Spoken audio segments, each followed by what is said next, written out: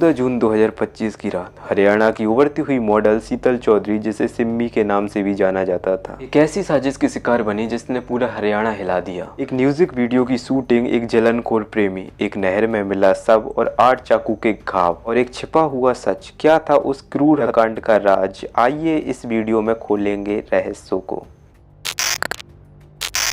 24 साल की शीतल चौधरी, जिन्हें लोग प्यार से सिम्मी कहते थे, एक उभरती हुई मॉडल थी जिनके सपने हाल ही में हरियाणवी म्यूजिक इंडस्ट्री में दस्तक दी। पानीपत की गलियों से निकलकर उन्होंने पिछले 6 महीनों में कई म्यूजिक वीडियो में काम किया और अपनी एक अलग पहचान बनानी शुरू कर दी। लेकिन ग्लैमर की इस चमकदार दुनिया से पहले शीतल की जिंदगी एक और मोड़ से गुजरी थी। करनाल के होटल सुकून में जहाँ उन्होंने नौकरी की थी, यहीं उनकी मुलाकात हुई सुनील से। हसराना का होटल व्यापारी, जो न सिर्फ शादीशुदा था बल्कि 2 बच्चों का पिता भी था। शीतल और सुनील की दोस्ती की शुरुआत यहीं से हुई और यही दोस्ती बाद में उनकी सबसे बड़ी गलती बन गई। सुनील ने शीतल को शादी का प्रस्ताव तक दे डाला, लेकिन जब सच्चाई सामने आई कि वो पहले से शादीशुदा है, तो शीतल ने उसी पल होटल छोड़ दिया। शीतल भी शादीशुदा थी, लेकिन वो अपने पति से अलग हो चुकी। उनकी एक 5 महीने की बेटी भी थी। वो अपनी बहन नेहा के साथ पानीपत में एक नई जिंदगी जीने की कोशिश कर रही थी। 14 जून 2025 वो दिन था जो शीतल की जिंदगी का आखिरी दिन साबित हुआ। पानीपत के आहार गाँव में शीतल एक हरियाणवी म्यूजिक वीडियो की शूटिंग के लिए गई थी। सब कुछ सामान लग रहा था, लेकिन रात करीब 1:30 बजे एक कॉल आया। शीतल ने अपनी बहन नेहा को व्हाट्सएप वीडियो कॉल किया। स्क्रीन पे आई शीतल घबराई हुई थी, उनकी आंखों में डर साफ झलक रहा था। कांपती आवाज में उन्होंने कहा, सुनील यहाँ आ गया है, वो मुझे मार रहा है, जबरदस्ती अपने साथ ले जाना चाहता है। नेहा कुछ समझ पाती उससे पहले ही कॉल के बैकग्राउंड में सुनील की गूंजती हुई आवाज आई। शीतल को धमका रहा था, फिर अचानक कॉल कट गई। फिर उसके बाद शीतल का फोन हमेशा के लिए स्विच ऑफ हो गया। कॉल कटने के बाद नेहा ने बार बार शीतल को फोन किया, लेकिन हर बार सिर्फ सन्नाटा। कोई जवाब नहीं, कोई लोकेशन नहीं, सिर्फ एक डरावनी बेचैनी।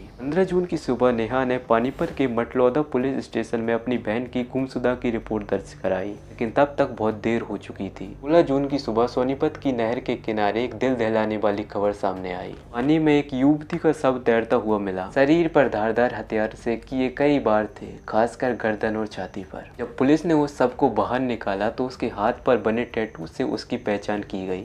वो थी शीतल। ये खबर सुनते ही जैसे शीतल के परिवार की दुनिया ही उजड़ गई और हरियाणवी म्यूजिक इंडस्ट्री में शोक और सदमे की लहर दौड़ गई। एक उभरती हुई कलाकार जिसकी जिंदगी अभी शुरू ही हुई थी, उसकी जिंदगी बेरहमी से खत्म कर दी गई। शीतल की हर एक खबर सुनते ही सोनीपत और पानीपत की पुलिस टीम तुरंत एक्शन में आ गई। जांच की शुरुआत होते ही एक चौंकाने वाला सुराग हाथ लगा। 15 जून की रात दिल्ली के पेल्डर नहर में एक कार अधिकांश रूप से डूबी हुई मिली। स्थायी लोगों ने जब कार को बाहर निकाला, वहीं पर एक अधमरा शख्स पड़ा था। वो था सुनील। सुनील खुद तैरकर बाहर आ गया था। उसके शरीर पर चोटें थी और खून बह रहा था। वो खुद को हादसे का शिकार दिखाने की कोशिश कर रहा था। उसे फौरन पानीपत के निजी अस्पताल में भर्ती कराया गया। लेकिन सबसे हैरानी की बात यह थी कि कार में शीतल का कोई नामो निशान नहीं था, ना खून का निशान, ना कोई सबूत। सुनील की इस हालत और उसके चुप रहने से पुलिस को और भी संदेह में डाल दिया। जैसे जैसे पुलिस ने पूछताछ तेज की, वैसे वैसे उसकी कहानी में झूल नजर आने लगे। फिर कुछ ही घंटों में सच सामने आ गया। सुनील ने अपना जुर्म कबूल कर लिया। उसने बताया मेरी झूठी केयर के ढोंग ना करे। अच्छा,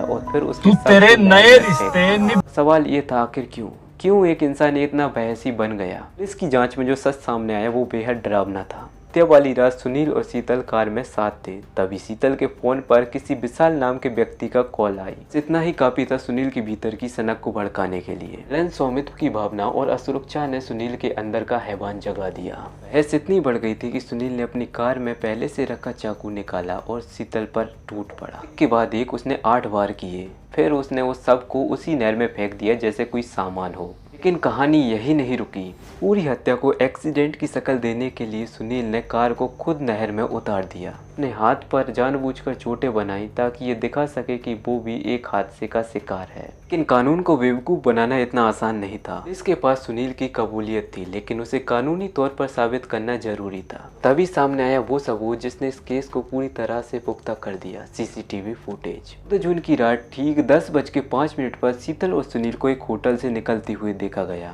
दोनों एक साथ कार में बैठे। शीतल ने जो टॉप पहना था वही टॉप उसके शव के साथ मिला। ये फुटेज पुलिस के हाथ लगे सबूतों में से सबसे मजबूत सबूतों में से एक था। 17 जून 2025 को सुनील पानीपत की अदालत में पेश किया गया। पुलिस ने अदालत से 2 दिन की रिमांड मांगी ताकि हत्या के दृश्यों को पुनर्निर्माण किया जा सके, वारदात में इस्तेमाल हुए चाकू को बरामद किया जा सके। डीएसपी सतीश वित्स ने प्रेस में बताया कि सुनील की मानसिक स्थिति की इस घटना की ही जड़ थी। वो शीतल को लेकर अत्यधिक स्वामित्व की भावना रखता था। वो मेरी है और किसी और की नहीं हो सकती, यही सोच उसकी मानसिकता बन चुकी थी। जब शीतल ने उससे दूरियां बनानी शुरू की तब वो ये सच बर्दाश्त नहीं कर सका और उसी जुनून ने उसे कातिल बना दिया। की पुष्टि सिर्फ सुनील की कबूलियत से नहीं हुई बल्कि पोस्टमार्टम रिपोर्ट ने भी दरिंदगी की कहानी बयां कर दी। शीतल के शरीर पर 8 गहरे घाव पाए गए, जिनमें से ज्यादातर उनके गर्दन और छाती और बाहों पर थे। हर एक बार उस हैवानियत का गवाह था जो प्यार के नाम पर की गई। ये सिर्फ एक हत्या नहीं थी, ये एक निर्दोष सपने की, एक माँ की ममता की और एक आवाज की पहचान की